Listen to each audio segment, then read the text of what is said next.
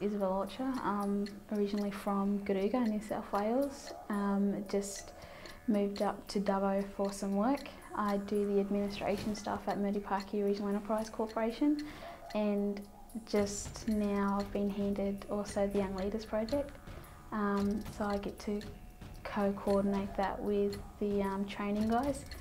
The Young Leaders project is just a project where we get youth around the MURDI PAAKI region, bring them in and try and build up their confidence, their self-esteem, get them, you know, able to speak in front of people, give them more skills, and yeah, try and get them to, I don't know, become more out of their shells, I guess.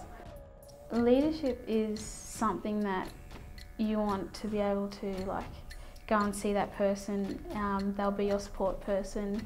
Any questions you have, they'll answer. Any kind of help with anything, I guess, they'll be there and try and sort everything out for you, with you, pretty much. So when you bring these young ones, how young are they, the people who are involved? The ages are from 15 to 25.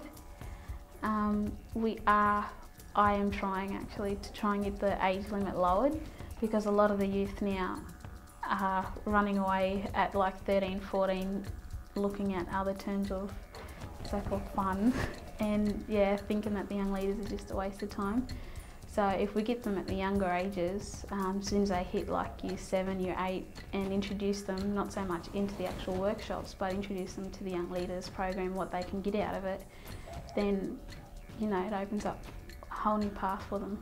Beforehand, we've had programs such as we've had coordinators come in, or project officers I should say, and they had different ways of getting kids out of their shells. So you can't really point at one sort of technique. Everybody has different ways of getting the kids to speak out, getting their confidence up.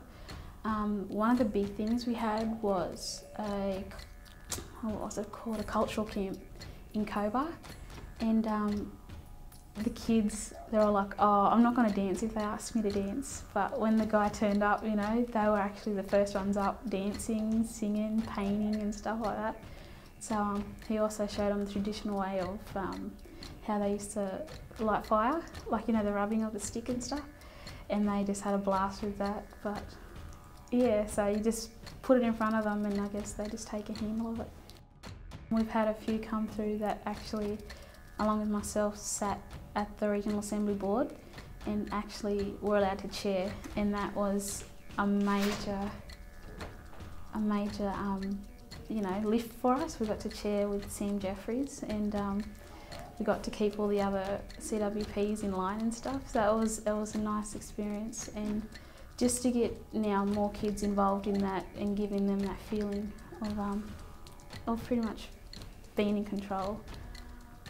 And I know that we've been talking before, and in all of these kinds of programs there's always an up and down. You know, things are going really well and something happens. Tell us a bit about how you've dealt with that on the Leaders program.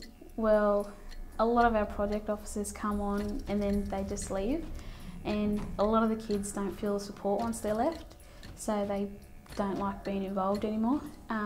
But now we're trying to keep it within the Young Leaders' own little group, whereas we've created the Youth Advisory Council within MURDI PAAKI, and they pretty much, that's giving the youth ownership of the young leaders. So we've got 6 young leaders who are pretty mature and have been there for a while in the Young Leaders project coming up, and they're the ones setting up the workshops, setting the dates, figuring out who the guest speakers are going to be, what they're going to be doing and stuff like that. So it's the youth giving the youth what they want, pretty much.